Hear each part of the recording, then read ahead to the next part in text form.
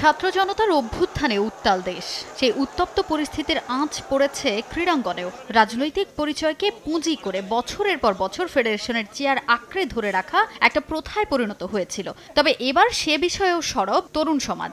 তারই ধারাবাহিকতায় বাফুফের সভাপতি কাজী সালাউদ্দিনের পদত্যাগের দাবি বাংলাদেশ সাপোর্টার্স ফোরাম, বিডি আলট্রাস সহ বেশ কয়েকটি সমর্থক ভিত্তিক সংগঠনের।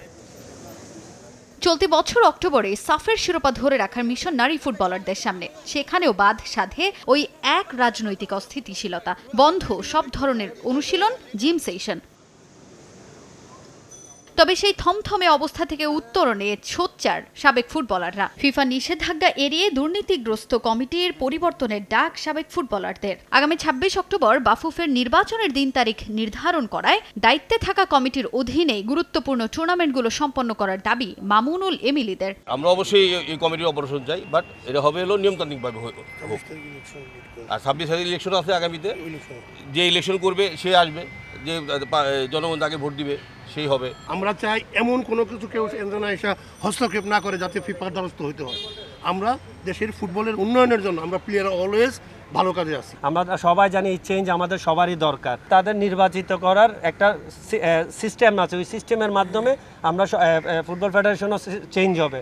তবে ফেডারেশনকে সংকটপূর্ণ অবস্থায় রেখে পদত্যাগ করেছেন সিনিয়র সহ সভাপতি সালাম মুর্শেদি। তার হঠাৎ পদত্যাগের সিদ্ধান্তে ক্ষুব্ধ সাবেকরা। ফেডারেশনের সব হিসেব নিকেশ বুঝিয়ে দেয়া সহ যৌক্তিক কারণ দর্শানোর দাবি তাদের। ফেডারেশনের অন্যান্য দুর্নীতিগ্রস্তদের প্রত্যেকের বিরুদ্ধে তদন্ত করার জোর দাবি সাবেকদের। বাংলাদেশের ফুটবলটাকে ধ্বংস করার পিছনে যারা এতদিন জড়িত ছিল তারা প্রত্যেককে বিচারের আওতায় আনতে হবে। যে দুর্নীতি করেছে সেই দুর্নীতির একটা সুন্দর তদন্ত করুক, মন্ত্রণালয় এসে তারা তদন্ত করে বের করুক এবং এটা একটা হিসাব নিকাশ যেন তারা প্রপার এখানে দিয়ে যায়। শুধু যে জাতীয় দলের ফুটবলার এই সমস্যায় পড়েছেন তা নয়, দেশের ঘরোয়া ফুটবলের নতুন মৌসুম সামনে রেখে বিপাকে আবাহনী, মোহামেডান সহ অন্যান্য ক্লাবের ফুটবলাররাও। দ্রুতই এই সংকট কাটিয়ে চেনা ছন্দে ফিরবে দেশের ফুটবল বলেও প্রত্যাশা তাদের।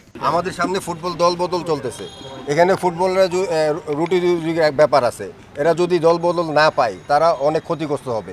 তা আমরা যদি এখানে আন্দোলন করে ফুটবলিস্ট টোটালি স্টপ হয়ে যায় তাহলে তো ক্ষতিকার, ফুটবল প্লেয়ারদের ক্ষতি। সুন্দরভাবে আমরা এগিয়ে যাব আগামী প্রজন্মে, এবং এইটা যেন আমরা ধরে রাখতে, আমরা যেন গন্ডগোল চাই না, আমরা চাই শান্তি শৃঙ্খলা।